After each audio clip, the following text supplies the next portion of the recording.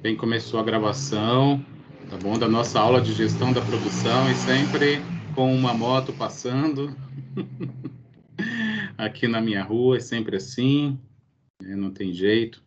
Mas vamos lá, nossa aula de gestão da produção, estamos na penúltima sessão da última unidade do nosso livro-texto. Então, vamos lá. Vou desligar a minha câmera aqui, tá bom? Para não sobrecarregar, que a internet hoje já não está muito bem, muito boa. Bem, tá aqui a nossa disciplina, nosso semestre, tá bom? A unidade 4 trata do PPCP, né, o planejamento, programação e o controle da produção, certo? Para relembrar o que a gente viu ao longo do semestre, deste semestre, tá bom? Vou dar uma rabiscada aqui.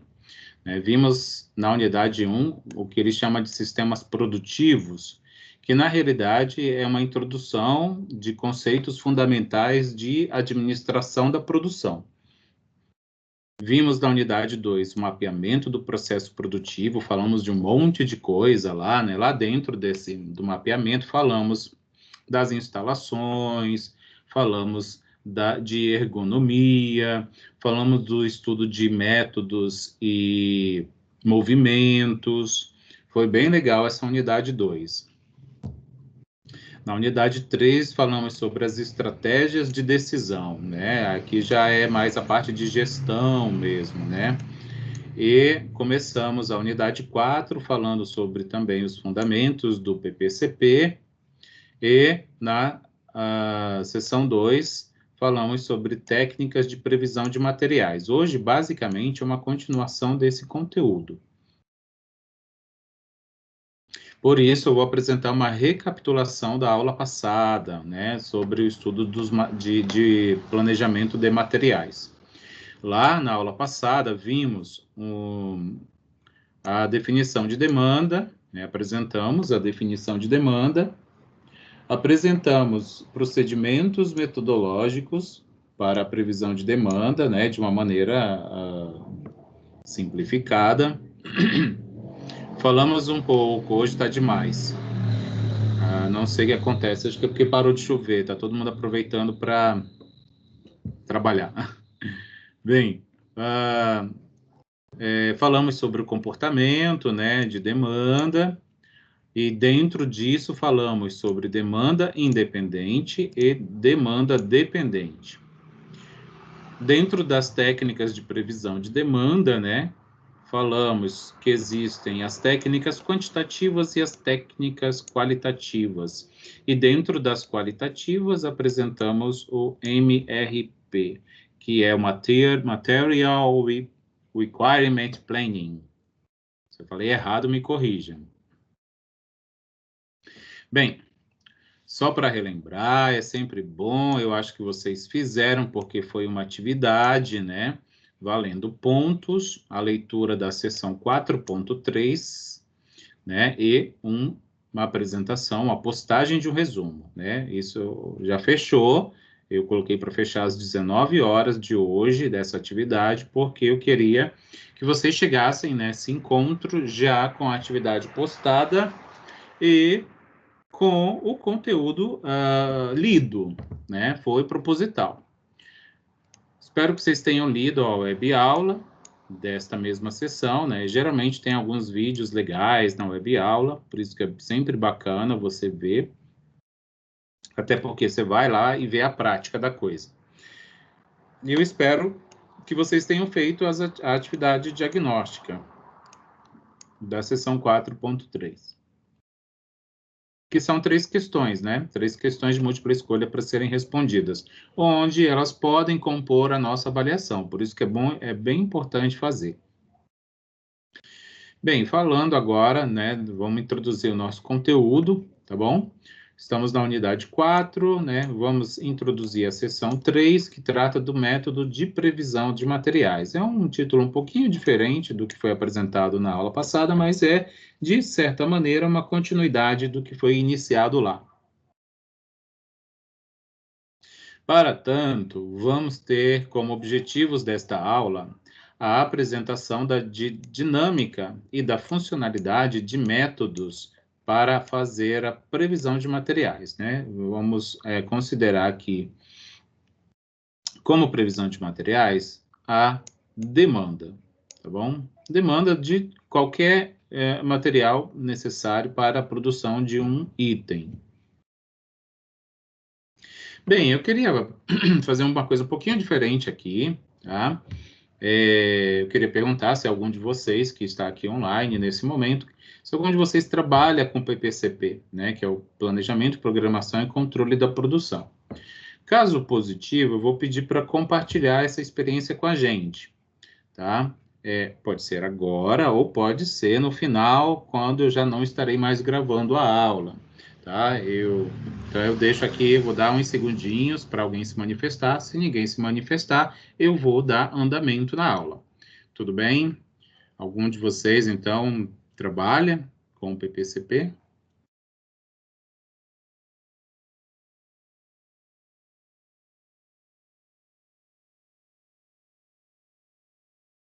Bem, acho que não, ninguém respondeu, então tudo bem, não tem problema. Eu sei que a gravação, né, tá rolando, então, em geral, vocês não gostam de se expor na gravação. Tudo bem, é normal, tá bom? Mas no final da aula, eu vou, depois que eu tiver encerrado a gravação, eu vou novamente perguntar, tá bom? Só para a gente saber e para a pessoa trazer, né, para agregar aqui no nosso, na nossa disciplina. Então, vamos lá. Olha, eu vou usar bastante coisa da aula passada, né? Por exemplo, a resposta, né? A pergunta, o que é demanda, ela foi apresentada na aula passada. E o que está escrito aqui também. Por isso que eu escrevi que vimos na aula passada, tá bom? Demanda é o desejo, é a intenção das pessoas. Vamos entender pessoas também como sendo o mercado, tá bom? A intenção de comprar algo, né? Ou um serviço. Então, isso é a definição, assim, bem informal, né? Bem informal de demanda. Obviamente, né? Saber ter a resposta para essa pergunta é uma informação primordial, né? Primordial para quem?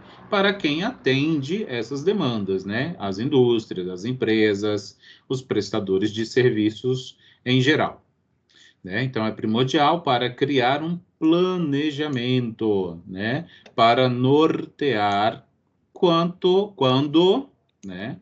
E quanto produzir, né? Produzir aqui, vamos entender como sendo também, né, a produção de serviços, tá? Não só a produção industrial. É preciso entender isso aqui também, já comentei na aula passada, então tudo que eu apresentei na aula passada eu estou escrevendo aqui, vimos na aula passada, né, para vocês fazerem uma ligação, uma ponte com o que foi visto lá. Nós, para isso, né, para ter a resposta do que é demanda, ou qual a demanda, é preciso entender os fatores que vão afetá-la, né? Afetá-la quem? A demanda, né? Quem influencia a época do ano, a quantidade de recursos que eu tenho para atender, tanto financeiro, de material e de mão de obra. É preciso atuar sobre esses fatores, né? Então, depois que a gente compreende quem são eles, a gente tem que fazer uma atuação sobre eles, né? E que, em geral, são mais de um. Para quê? Para fazê-los atuarem de maneira que possa trazer benefícios para quem vai atender a demanda, né? É uma questão de sobrevivência para as empresas, né? Porque todo tipo de prejuízo pode surgir se não souber lidar com estes fatores.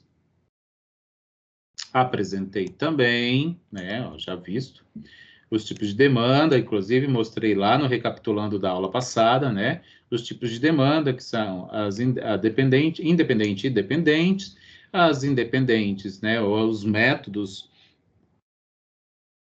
que lidam com demanda independente, eles consideram, né, como premissa, que os produtos são acabados, né? Então, a demanda ela trabalha em cima deste cenário, né? É um produto finalizado. E aí faz uso de técnicas quantitativas em geral, né? Séries temporais, modelos de regressão, pesquisa operacional, modelagem por programação linear, etc, etc. Também faz uso de técnicas qualitativas, mas, de certa maneira, um pouco com menos frequência, né? Já a demanda dependente, ela é mais ampla, né? Ela abrange mais o processo produtivo, mas ela tem uma dependência direta da demanda independente, né? A demanda dependente, ela vai trabalhar com a demanda de qualquer item ou recurso necessário para o desenvolvimento de um processo produtivo, né? Para isso, utiliza-se uma metodologia conhecida com esse acrônimo, né? Ou essa sigla MRP, que vem do inglês, né? Que é o Material, né? Requirement Planning, que é o planejamento das necessidades de material. Né? Para isso, né? O cerne está aqui, né? Previsão. Né? Previsão do quê? Da demanda. É a base para o planejamento estratégico, olha só o termo-chave, né? Para a sobrevivência das empresas. O planejamento estratégico, né? E de produção, obviamente, né? Isso vai permitir que os gestores ou tomadores de decisão, eles antevejam, ou seja, eles prevejam, né? Eles se antecipem, né? Com relação ao futuro e façam esse planejamento de maneira apropriada. Não só fazer o planejamento, mas fazer um planejamento adequado, ou aquele que vai ser eficiente, né, para a sua decisão. A previsão deve estar relacionada com um conjunto de métodos que eu também já comentei, né? Obviamente, é o conhecimento de quem está envolvido nessa atividade que ele está chamando aí de previsor, né? Vamos entender aqui como previsor não só uma pessoa, não só um método, mas sim toda uma equipe, todo um aparato, tanto de pessoas quanto de recursos tecnológicos utilizados para tal, tá bom? A respeito do mercado, obviamente, né? Não se pode utilizar simplesmente adivinhação ou achismos, porque isso pode levar à quebra da empresa. Por isso, trabalha-se com processo metodológico para determinação de informações futuras, né? Eu nem utilizaria dados, mas eu utilizaria informações. Porque dado é a coisa grosseira, é a coisa chucra, a coisa não trabalhada. Quando a gente chama um dado de informação, é porque a gente está considerando que aquilo já sofreu algum tipo de manipulação ou tratamento. E aquele dado, ele vira uma informação útil, né? Útil para quê? Para algum fim, né? Para previsão, para modelagem, etc, etc. Né? Baseado, obviamente, né? Aqui, ó, nesse caso que eu estou comentando de metodologia quantitativa, posso citar os modelos estatísticos, matemáticos ou econométricos, né? Aqui é bem específico para a área de economia. É possível também fazer uso do que ele chama de modelos subjetivos, né? Modelo subjetivo, em geral, ele é aplicado quando se tem uma ampla experiência sobre determinado processo, né? Quando se tem alguém muito experiente, que já trabalha há muito tempo com determinado processo, etc, etc, e acumulou bastante informação, e aí ele vai usar daquele conhecimento que ele detém a respeito do processo para fazer tomada de decisão, tá? E isso basicamente é o que se chama de modelo subjetivo. É quando não tem uma metodologia científica, né? É o empirismo, é a experiência, é a vivência, tá? É a vivência do trabalho. Obviamente, né? Alicerçado também na metodologia. Já comentei, né, a respeito dos modelos matemáticos, estatísticos e subjetivos, né? Tudo isso é considerado como procedimento metodológico para fazer previsão de demanda, tá? Isso aqui, basicamente, é utilizado para fazer previsão de demanda independente, tá? De demanda independente, ou seja, de produto final. E aí, o autor do nosso livro, né, que extraiu de um outro autor muito famoso, com o sobrenome Tubino, né, de uma bibliografia de 2010, ele apresenta algumas etapas que ele chama de etapas de modelo de previsão, né? Basicamente, etapas de metodologia aplicada em uma série de procedimentos de modelagem, né? Inclusive, a gente vê isso aqui, tem muita similaridade com o que é apresentado lá na disciplina básica de probabilidade estatística ou de métodos quantitativos, né? Quando a gente vai apresentar assim, etapas de um trabalho estatístico. Primeiro, coleta de dados. Segundo, não sei o quê. Tem uma certa diferença na ordem aqui, mas, basicamente, se a gente olhar de uma maneira macro, a gente vai ver que é a mesma coisa, tá? Aí, falar a mesma coisa, assim, para quem é especialista, né, da área de administração da produção, vai ficar bravo comigo. Então, é de maneira bem macro, tá? Bem generalizada, tá? Sem entrar em muitos detalhamentos da especialidade. Mas vamos lá. Bem, a primeira coisa é o objetivo do modelo. O objetivo do modelo é assim, né? O que é isso? Para que eu estou fazendo isso? Né? É escrever, é documentar a finalidade do uso de metodologia. Para quê? Né? Qual o propósito disso? Depois que a gente define isso bem, isso tem que estar muito bem definido, senão o trabalho não anda, né? A gente fica lá sem saber, ou a gente está atirando no escuro, basicamente. A gente não pode deixar isso acontecer, porque senão a gente não enxerga uma linha de chegada, pelo menos de forma estimada, né? É uma estimativa.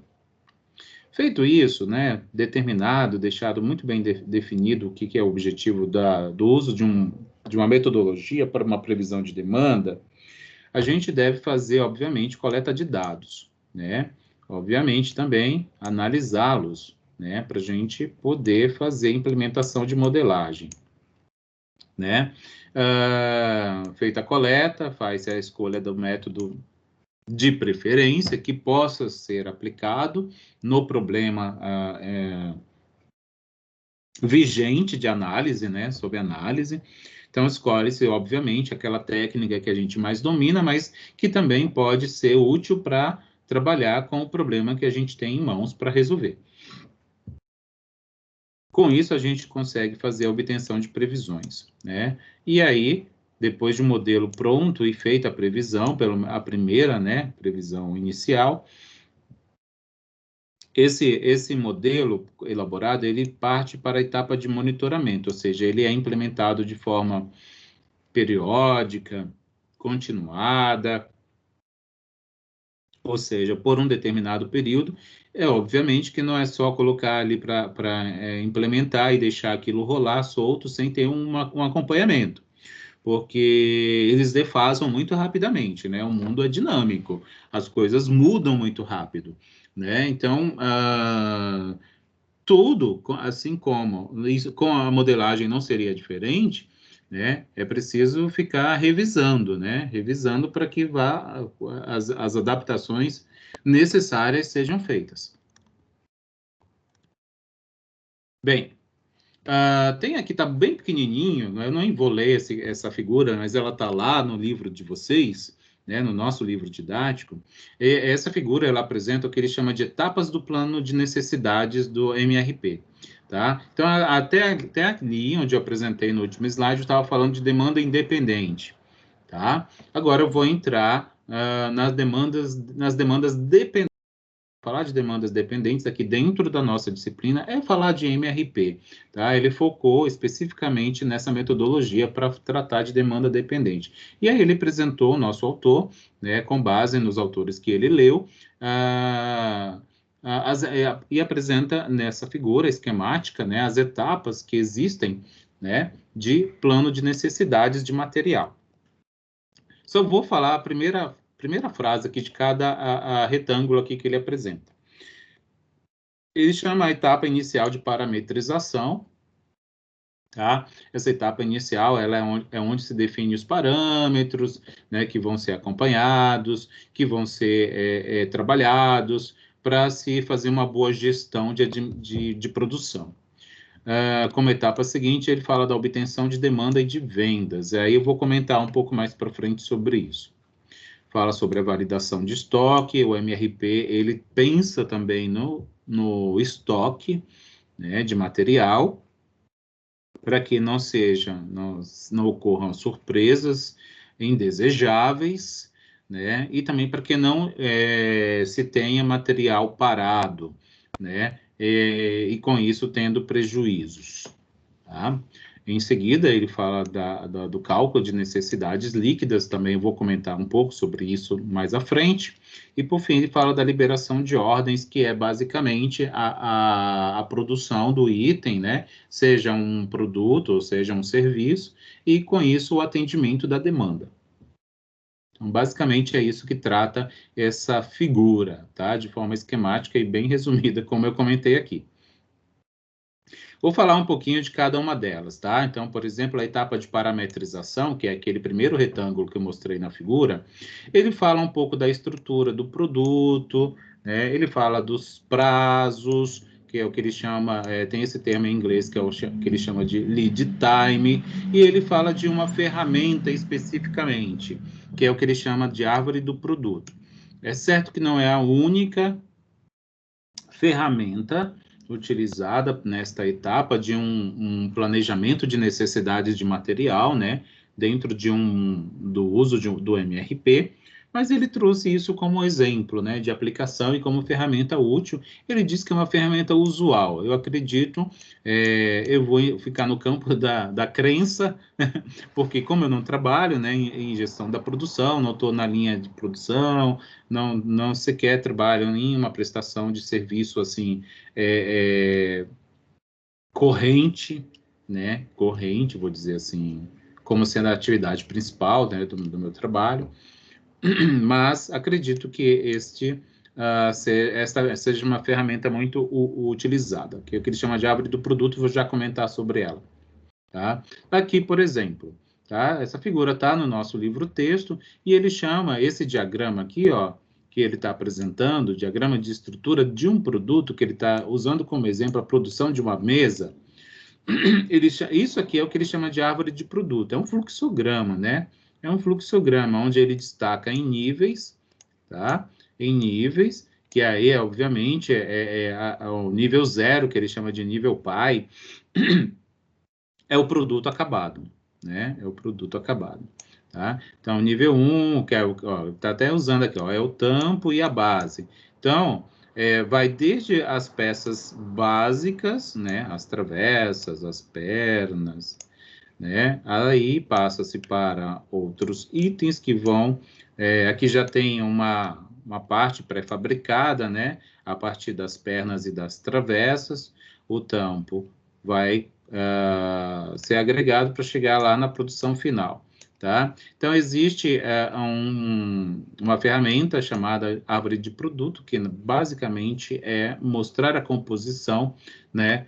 Para se chegar no produto final. Isso aqui ele está considerando um processo produtivo, né? Então, de linha de produção, onde a demanda que existe aqui é por um produto que precisa passar por um processo de fabricação. Essa forma gráfica, ela vira uma lista também.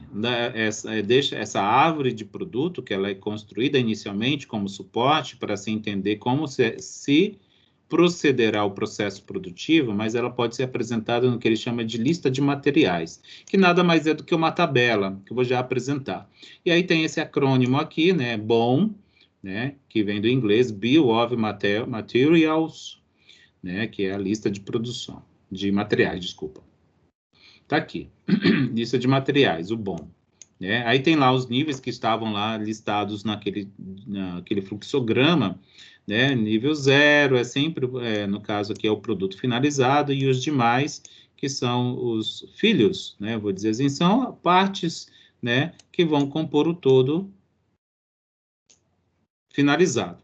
E aí tem lá códigos, né, que aí ele está exemplificando aqui como codificação para cada item, para poder ser acompanhado dentro do processo, especificar a unidade de medida, né? A quantidade também necessária para a produção de uma unidade final e coisas do tipo assim. Então, aquele fluxograma, ele também pode ser utilizado em forma de lista, que é o que ele chama de Bill of Materials, que é a lista de materiais, que é esse aqui um exemplo. Ainda falando da etapa de parametrização, então eu estou pensando ainda lá naquele primeiro retângulo daquela primeira figura, né? Quando ele fala da estrutura do prazo, que é o termo bastante usado nas indústrias, né? É o lead time. Ele vai considerar, né? Falar disso é a consideração do tempo total, né? Até que o produto seja liberado para o atendimento da demanda, né? Ou para a comercialização. Ou seja, vai somar tempos de aquisição, cotação, aprovação, emissão de pedido e de recebimento também, que são essas etapas aqui listadas. Ainda no primeiro retângulo lá, que é a etapa de parametrização, então é o primeiro, fala também da definição de política de estoques, tá? Não vou me detalhar aqui, mas é do estoque interno, tanto interno quanto externo. E aí tem toda uma teoria, uma metodologia que trabalha especificamente com essa área. Se vocês forem ver, existem modelos matemáticos super complexos que lidam com essa parte aqui do processo produtivo de estoques. A pesquisa operacional também é cheia de modelagem para isso. Já mudando de retângulo, agora eu vou para o retângulo 2, que é a etapa de obtenção de demandas. Nesse momento, há uma previsão de demanda independente. Tá? Então, assim, qual é o meu produto? O que é o meu produto final? É X. Então, tá. Qual é a demanda para X? Né? Para tal período. E em termos de quantidade, enfim, previsão no geral para produção, para demanda independente, né? Então, produto finalizado. Ou seja, ele vai considerar, quando a gente está falando de demanda independente, é o produto final, vai considerar aqueles pedidos que já são confirmados, né? Então, vai prever, obviamente, mas vai trabalhar, eu nem diria que seria uma previsão, mas um planejamento como eu posso dizer, um planejamento para pôr em prática a entrega, né? A entrega, porque já é pedido confirmado, então não é previsão, né? É basicamente uma estruturação, né? É um planejamento de entrega. A terceira etapa fala de validação de estoque, né? Onde deve-se garantir o que ele chama de acuracidade. O que é a acurácia? A acurácia é fazer a coisa certa no momento certo, né? Fazer no momento certo a coisa que é certa, para se ter uma informação altamente confiável, né? Então, deve-se garantir a acuracidade de informações a respeito de estoque, né? Por isso que ele chama de validação. É comprar e produzir aquilo que é somente necessário, para não se ter custos desnecessários, né? E se ter prejuízos, tá? É o que menos se deseja nesses ambientes. E aí, agora a gente vai falar um pouco do MRP, né? A gente já estava falando, né? Dentro do MRP, percebam que eu sempre comento algo que tenha relação com a demanda independente. Então, como eu já tinha dito antes, né? A demanda dependente, através do MRP, ela depende também da demanda independente, né? Porque, de certa maneira, em alguma etapa desse processo produtivo, já existirão pedidos confirmados. Isso é preciso ser considerado. Então, quando existem pedidos confirmados, ou o produto finalizado, obviamente, né? Entenda também como produto finalizado, como o serviço finalizado, né? Serviço proposto, né? Para se prestar para algum cliente. E aí isso vai ser utilizado dentro também da demanda dependente. né? Já apresentei essa definição de MRP, né? Trata-se de um sistema lógico onde serão realizados diversos cálculos que vão converter, né, a previsão de demanda numa programação daquilo que é necessário para a produção rodar. Qual é o objetivo, então, do MRP? É definir quantidades, né? E também o momento, importante, né? Momento em que se deve realizar a atividade, momento adequado, é essa palavra que eu estava procurando. Momento adequado, onde cada item deve ser produzido, né? Ou deve ser comprado para atender o planejamento construído.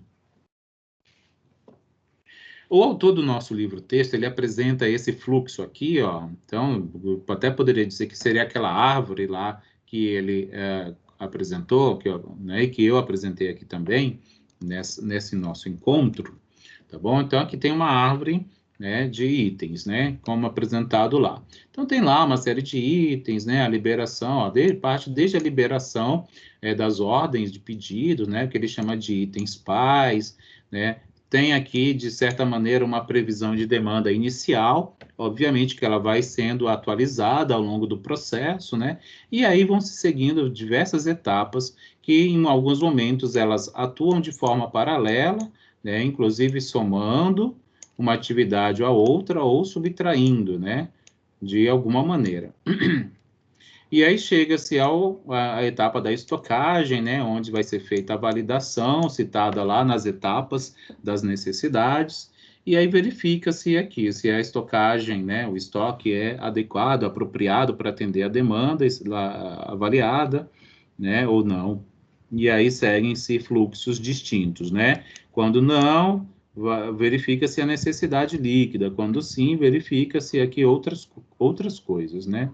E aí é onde a avaliação do lead time também ela é documentada para saber se o tempo foi um fator que atrapalhou ou contribuiu para a produção e o atendimento e a satisfação final do meu cliente.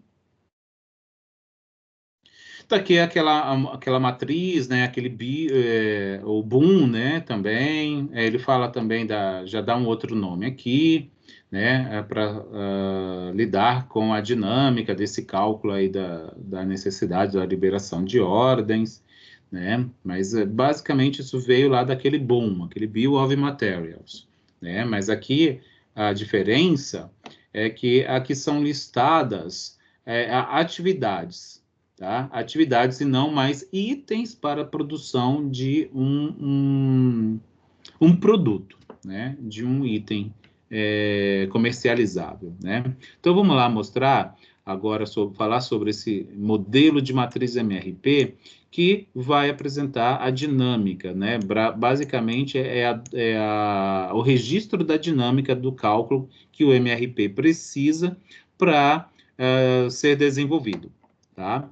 Então, o primeiro que ele cita aqui, né, ele fala da liberação de ordens, tá?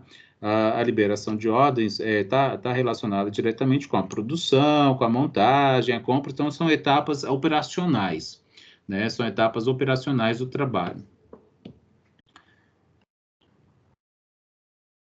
E aí ele começa a falar sobre cada um desses itens que estão aí apresentados na primeira coluna, tá? Opa, desculpa. Na primeira coluna, que é essa aqui, né?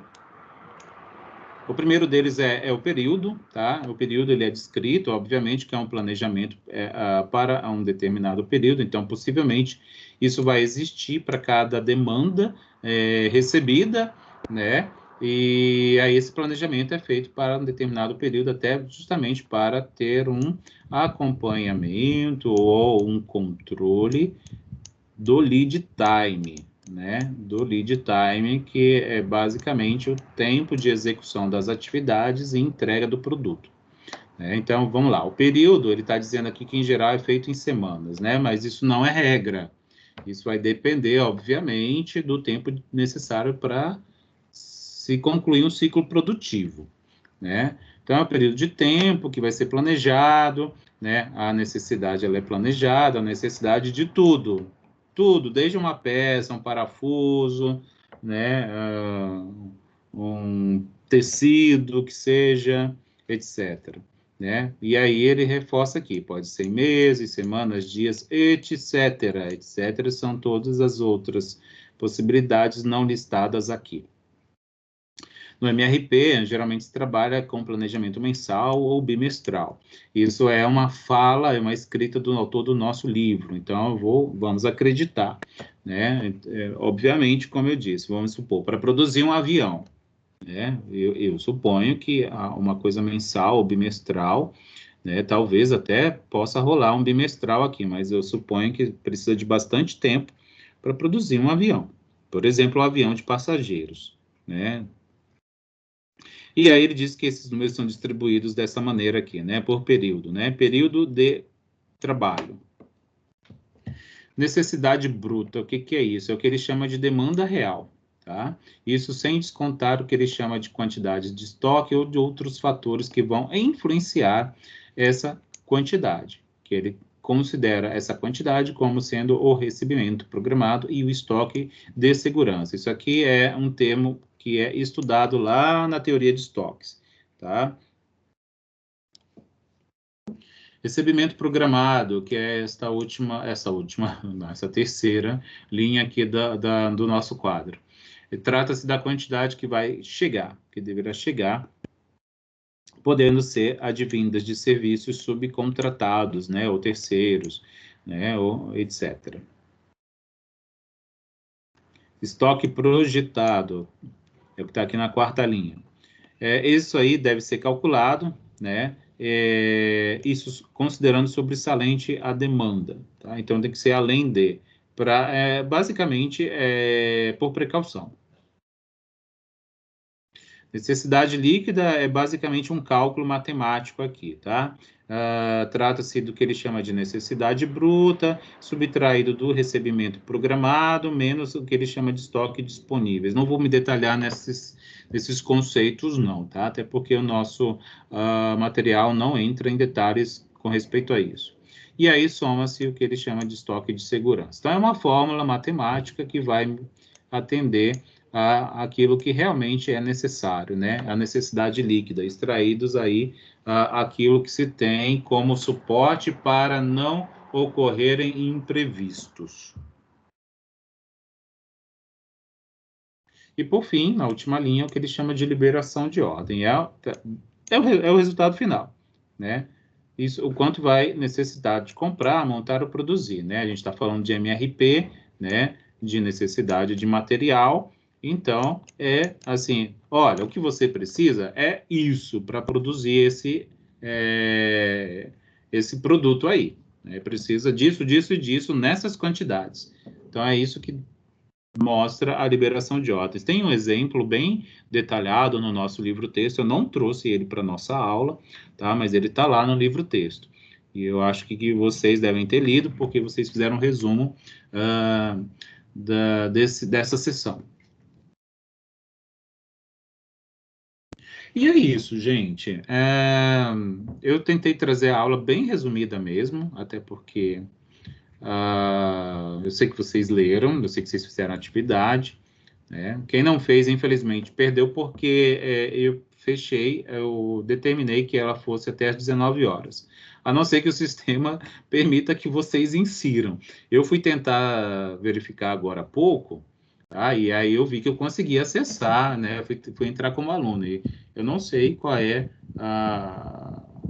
a confiabilidade do sistema. Assim, eu acho que ele foi falho, né, na minha finalização da atividade. Mas, enfim, espero que ele tenha atendido ao que eu pedi. Vamos falar um pouquinho do recapitulando aqui desta aula, tá? Desta aula. Então, a gente revisou, né? Porque isso já foi apresentado, então fez uma revisão dos conceitos de demanda, dos conceitos ou dos fundamentos de demanda, né? Vimos as etapas da previsão de demanda independente, então foi uma revisão, de certa forma, né? Vimos também uma revisão de etapas de necessidades de demanda dependente. falamos, então, do fluxograma do cálculo da necessidade, né, e da liberação de ordens, ou seja, etapas de um MRP, né, e aí fomos descrevendo lá outras coisas, aquele quadro, e etc, etc. Tá? Então, esse foi o que foi visto de forma bem resumida nesta aula. Está aqui a nossa referência, nosso livro-texto, é o que eu uso basicamente para a elaboração dos nossos encontros, né? Eu uso, às vezes, uma frase ou outra de outra fonte bibliográfica, mas que também é fornecida pelo nosso sistema, né? O sistema do AVA. Agora você já pode fazer as atividades de aprendizagem da seção 4.3, que são mais 3 questões de múltipla escolha, né? E sugiro que vocês guardem essas questões, né? Possam fazer um download, ou copiar e colar em algum arquivo que vocês tenham acesso mais facilmente, sem precisar acessar o sistema. Por quê? Porque essas questões que vocês estão respondendo dentro do AVA podem compor a avaliação B2, né? Que eu já estou avisando, eu estou dizendo já há um certo tempo. E aí, na aula que vem, que vocês, não sei se vocês perceberam, mas será a nossa última aula antes da prova. Então, será na aula que vem, a última aula, e vamos finalizar, obviamente, o livro didático.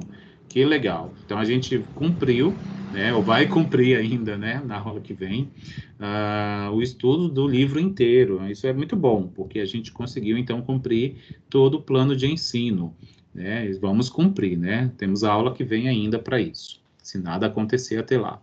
Então, sugiro que você leia, não vou passar nenhuma atividade resumo, tá, para vocês lerem, mas leiam, por favor, para que vocês compareçam na aula já com o conteúdo. Isso fica mais fácil até para vocês criarem dúvidas, né? Vocês terem dúvidas a respeito. Leiam a web aula, que geralmente tem vídeos também no meio delas, né? Da mesma sessão, e façam as atividades diagnósticas depois de feito isso. Leitura do livro e leitura da web aula. E vocês estarão aptos para fazer a atividade diagnóstica, que é composta por 3 questões de múltipla escolha. Então, vai ser esta aqui a sessão que nós vamos apresentar.